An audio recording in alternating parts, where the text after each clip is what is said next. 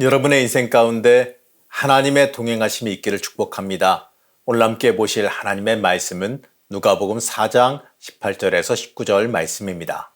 주의 성령이 내게 임하셨으니 이는 가난한 자에게 복음을 전하게 하시려고 내게 기름을 부으시고 나를 보내사 포로된 자에게 자유를 눈먼 자에게 다시 보게 함을 전파하며 눌린 자를 자유롭게 하고 주의 은혜의 해를 전파하게 하려 하심이라 하였더라. 할렐루야. 하나님의 은혜와 평강이 여러분들의 삶 가운데 함께 하시기를 축복합니다. 좀 오래전 이야기이긴 합니다. 오래전에 운전하다가 들은 라디오 광고가 제 귀를 사로잡은 적이 한번 있었습니다. 그 광고의 내용은 대략적으로 이렇습니다.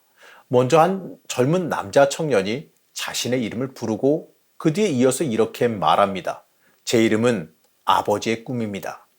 또 어떤 젊은 여자 청년이 자신의 이름을 불러요. 그리고 이렇게 말합니다. 제 이름은 어머니의 인생입니다. 이어서 어느 공군 사관생도가 말합니다. 제 이름은 후배들의 희망입니다. 마지막으로는 어떤 꼬마 아이가 등장하더니 이렇게 말해요. 내 이름은 내 짝꿍의 첫사랑입니다. 아무 생각 없이 듣다가 저도 모르게 미소가 지어지는 광고였습니다. 그런데 웃다가 한 가지 스쳐 지나가는 생각이 하나 있었어요. 나는 어떤 사람일까? 나는 어떻게 불리우고 있을까? 나는 예수 믿는 사람이고 목사인데 내가 누구로 불리고 있고 어떤 사람으로 인식되고 있을까? 이러한 생각이 들어서 좀 한참 심각하게 묵상했던 적이 있습니다. 맞습니다. 우리가 누구인지는 이미 답이 정해져 있어요. 우리는 그리스도인입니다.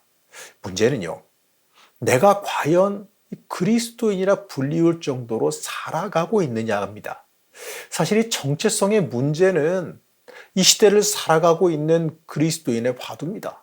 이 그리스도인으로서 우리가 가져야 되는 그 가치, 바로 이 사명을 온전히 행하고 있느냐의 문제입니다. 우린 누구이고 우리의 사명은 무엇입니까? 우리는 무엇을 행하며 살아가야 됩니까? 오늘 말씀은 예수님의 말씀을 통해 이 그리스도인의 사명이 무엇인지를 말해줍니다. 오늘 말씀을 통해서 이 그리스도인의 사명이 무엇인지를 살펴보시고 내가 누구인지, 이 무엇을 행하며 살아가야 하는 사람인지를 다 같이 한번 살펴보시기 바랍니다. 예수님께서 갈릴리에서 사역을 시작하신 지 얼마 안 됐을 때 고향인 나사렛을 방문하셨습니다. 마침 이 안식일이라 하시던 대로 성전에 들어가셨어요.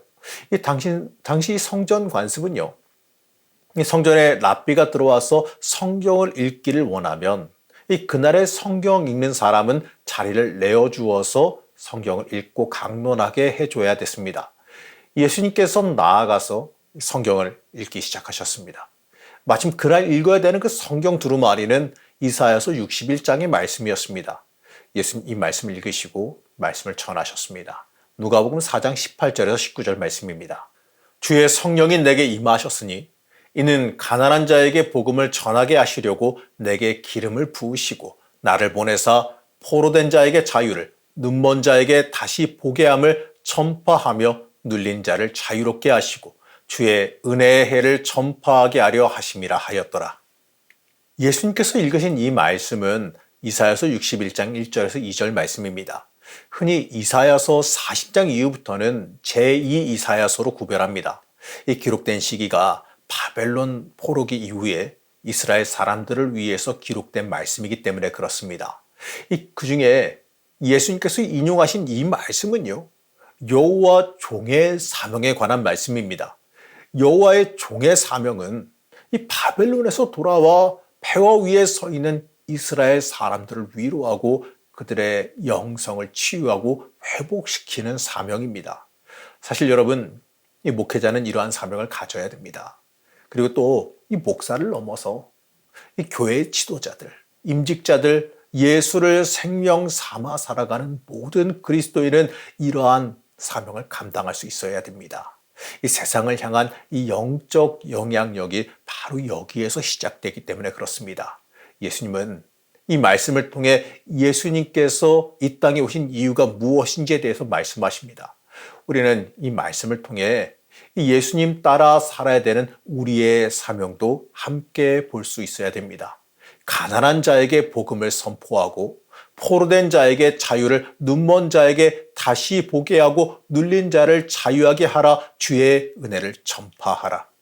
이 모세오경에서도 예수님의 말씀에서도 하나님은 연약한 자들에 대해 관심이 많으셨습니다. 이 그들을 살리는데 많은 관심이 있으세요. 하나님은 하나님의 사랑을 받은 우리가 이 받은 복으로 베풀기를 원하십니다. 우리는 이 사명을 감당해야 됩니다. 그리고 이 가난함은 물질적인 가난함과 더불어 영적인 빈곤함, 하나님과 멀어짐도 함께 뜻합니다. 예수님은요, 이러한 사람들에게 복음이 전파되어 구원의 역사가 일어나게 하시길 원하십니다. 그렇기 때문에 이 복음 전파는 이 먼저 구원받은 우리의 가장 큰 사명입니다. 나만 구원받고 복받는 데서 멈출 것이 아니라 그것을 뛰어넘어서 내가 복의 근원이 복의 전달자가 되어져야 됩니다. 이 주님께서 주시는 그 구원은 이 세상 모든 사람들에게 함께 주어졌습니다. 그러니까 우리는 이 먼저 믿은 사람으로서 그 역할을 기꺼이 감당해야 됩니다. 우리는 이 사명을 감당해야 돼요. 그리고 이어지는 말씀은 이 포로된 자를 자유하게 하고 눈먼 자를 보게 하라라고 말씀해요. 이 포로된 자는 이 전쟁의 패배에 사로잡힌 사람을 뜻합니다. 이 말은 이 신체적 질병에 사로잡힌 것, 영적으로 옳지 못한 것에 사로잡힌 것을 함께 의미하죠. 여기서 눈먼 자는 육체적으로 눈먼 것뿐 아니라 이 재물에 눈이 멀어서 영적으로 멀어진 사람, 이 봐야 될 것을 보지 못하고 보지 말아야 할 것들에 사로잡힌 사람들을 뜻해요. 그리고 눌린 자는 육체가 깨지고 영이 상한 사람을 뜻합니다. 예수님은 이 모든 사람들을 치유하시기를 원하셨고 치유하셨습니다.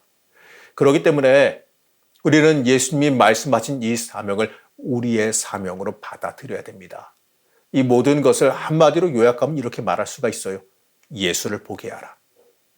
이 땅의 헛된 것들에서 돌이켜서 참된 생명과 진리 되시는 예수님을 바라보게 하라. 내가 예수 그리스도의 손과 발로서 예수님의 복음이 이 땅에 살아 역사하게 하는 그 역할을 감당해야 됩니다. 그것이 이 시대를 이 그리스도인으로 살아가는 우리에게 주어진 사명입니다. 나를 통해 예수를 보여주길 우리는 꿈꿔야 됩니다. 예수님이 21절에서 이렇게 말씀하십니다. 이에 예수께서 그들에게 말씀하시되 이 글이 오늘 너희 귀에 응하였느니라 하시니, 지금 선포한 이 모든 것이 예수 그리스도를 통해 다 이루어졌다라고 말씀하는 겁니다. 이 말씀은 마치 우리에게 이렇게 말씀하시는 것과도 같습니다. 우리는 이 말씀을 예수를 생명 삼아 살아가는 너희를 통해 이루어져야 한다라는 명령으로 받아들여야 됩니다. 주님은 우리를 바라보시며 기대하십니다. 예수님의 사명이 우리를 통해 이 먼저 구원받은 우리를 통해 이 땅에 이루어지기를 기대하십니다. 예수님의 그 기대에 부응하는 주의 자녀가 되시기를 바랍니다. 이제 우리가 행해야 되는 사명이 무엇인지는 잘 알았어요. 그러면 우리는 무슨 능력으로 그 사명을 감당할 수 있을까요? 내가 해야 한다는 의무감으로 감당할 수 있을까요? 우선 우리는 연약합니다. 부족하고 모자랍니다. 아무리 마음은 그렇다 할지라도 우리의 힘과 능력만으로는 이룰 수가 없어요. 우린 14절의 말씀에서 힌트를 크게 얻을 수가 있습니다. 예수께서 성령의 능력으로 갈릴리에 돌아가시니 그 소문이 사방에 퍼졌고, 예수님은 이 광야에서 마귀의 시험을 받을 때에도 이 성령의 충만함을 입으셨고 갈릴리에 들어오셔서 사역을 시작하실 때에도 성령의 능력을 힘이 입으셨습니다. 예수님도 사명을 감당하실 때 이 성령님의 능력을 힘이 입으셨습니다. 오늘 말씀에서 굳이 이 부분을 강조한 이유가 무엇일까요? 바로 우리가 이 사명을 감당할 때 이 성령님의 능력을 힘입어야 한다는 사실을 가르쳐 주시기 위해서입니다. 맞습니다. 우리는 성령을 받아야지요. 내 힘과 능력으로 행하려 들 것이 아니라 이 성령님의 능력으로 살아갈 때 우리는 이 주어진 사명을 감당할 수가 있습니다. 그렇다면 이 성령님을 힘입는다는 게 무엇일까요? 이 성령 받는다는 것은 내가 상상하지 못하는 이 초자연적인 능력을 부여받는다 이런 게 아니에요. 이 성령님을 힘입는다는 것은요, 내 잘남, 내 의를 다 내려놓는다는 걸 뜻합니다. 이 주의 일은 내 고집으로, 내 잘남으로 감당하는 게 아니에요. 이 주의 일은요, 하나님께서 나를 사용하셔서 일하셔야 한다는 것을 깨닫는 데에서 시작합니다. 하나님은 모세를 들어 쓰실 때 그가 이집트의 왕자로 자신의 능력을 발휘할 수 있을 때 쓰지 않으셨습니다. 그가 가진 무력과 지식, 사회적인 배경을 들어서 쓰지 않으셨습니다. 오히려 인생을 마무리해 가던 80세 때 자신이 아무것도 할 수 없음을 깨달은 바로 그때에 모세를 들어 쓰셨습니다. 이 주의 일은 나를 드러내 높이는 것이 아니라 하나님의 영광을 높이는 일이어야지만 합니다. 하나님 앞에 온전히 내려놓고 엎드릴 수 있을 때, 그때가 우리가 하나님께 쓰임받을 때입니다. 하나님께 쓰임받고 이 주신 사명을 감당하기 위해서는 모든 영광과 결과가 하나님께 달려있음을 깨달아야지만 합니다. 그럴 때 우리는 하나님의 영광을 가리지 않고 주의 일을 순전하게 감당할 수 있게 됩니다. 사랑하는 성도 여러분, 성령님을 힘입으시기 바랍니다. 주의 사명을 감당하기 위해 우리에게 성령 하나님께서 임재하여 주시기를 간구해야 됩니다. 성령님께서 감당할 능력도 주시고 그 결과도 책임져 주심을 믿으시기 바랍니다. 성령님을 힘입어서 맡겨주신 사명을 감당하는 복이 있기를 여러분 축복합니다. 오늘 말씀에서 특이한 점은 예수님께서 고향 땅에서 결국은 배척당하셨다는 점이에요. 이 당시 예수님은 사역을 시작하신 지 얼마 안 됐습니다. 하지만 이미 행하신 그 기적과 이적에 대해 소문이 많이 퍼져 있었지요. 가버나움에서 백부장의 하인을 치유하시고 중풍병자를 치유하신 이적이 이미 잘 알려져 있었습니다. 어쩌면 이들은 가버나움에서 행하신 그 기적에 대한 소문을 들었기 때문에 예수님의 말씀에 더 집중했을 거예요. 이들은요, 예수님의 말씀을 듣고 그 은혜를 칭찬하며 놀랍게 여겼습니다. 그런데 이들의 반응은 이상한 방향으로 흘러가요. 22절 말씀 보시겠습니다. 그들이 다 그를 증언하고 그 입으로 나오는 바 은혜로운 말을 놀랍게 여겨 이르되 이 사람이 요셉의 아들이 아니냐? 이 사람이 요셉의 아들이 아니냐? 이 말씀을 전하는 예수가 자신들이 알고 있는 평범한 목수 요셉의 아들이 아니냐라고 하는 반응입니다. 한마디 말로 이 별 볼 일 없는 가문 출신이 어떻게 소문 속에 놀라운 기적과 이적을 행하는 선지자가 되었느냐라는 그 의문이자 의심입니다. 그래서 이들은 예수님에게 너를 증명해 보라고 말합니다. 23절 말씀입니다.